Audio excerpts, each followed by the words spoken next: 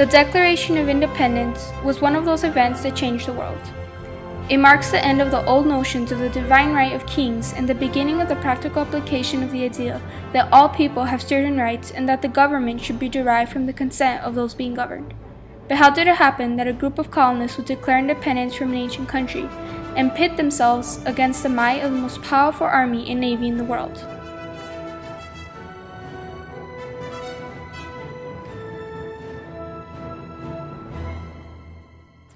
Even though they were separated by an ocean, the American colonists were greatly influenced by the ideas of the Enlightenment that were sweeping Europe.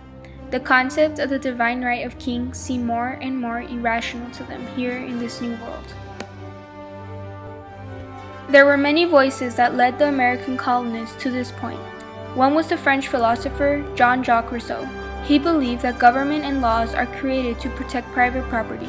Government should be a social contract in which people agree to be governed by the general will of society, so long as that represents what is best for all people. Another was Baron de Montesquieu. Montesquieu argued that to best protect people's rights, government should be divided into different branches that could provide checks and balances against each other, a concept that eventually found its way into the American Constitution. Yet another important French thinker was Voltaire. Voltaire was expounded the ideas of freedom of religion, freedom of expression, and the separation of church and state. Kings did not enjoy a divine privilege of rule. John Locke was an English philosopher who also was part of the Enlightenment. He believed that people had natural rights, rights with which they were born. Government represented a contract between people and the government which established mutual obligations.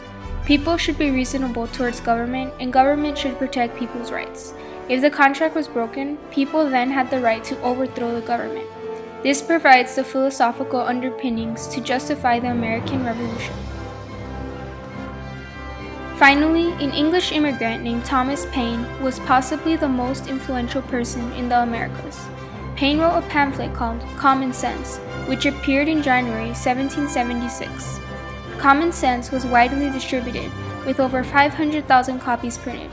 In a nation of only 2.5 million people, that means that most people either read their own copy of the pamphlet or were able to read a friend or family member's.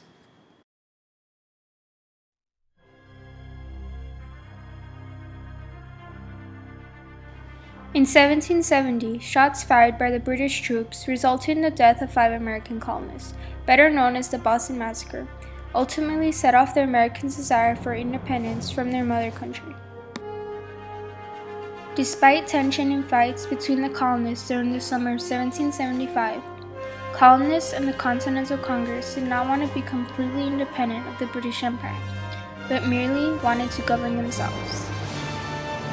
In April of 1775, the battles of Lexington and Concord pitted British troops against the colonists in what are considered the first skirmishes of the American Revolution. July of 1775, the Continental Congress sent the Olive Branch Petition, written by John Dickinson of Pennsylvania, to King George III in Parliament, asking for a peaceful compromise regarding the trade and taxes. At the same time, radical delegates of the Congress led an attack in Quebec on British troops.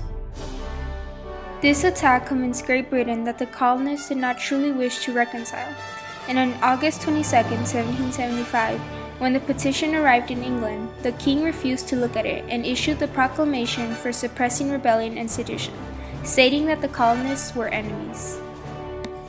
Finally, in July of 1776, after much arguing, many compromises, and no small amount of discord, the Second Continental Congress, meeting in Philadelphia, drafted and ratified the Declaration of Independence. The colonies were no longer part of Great Britain.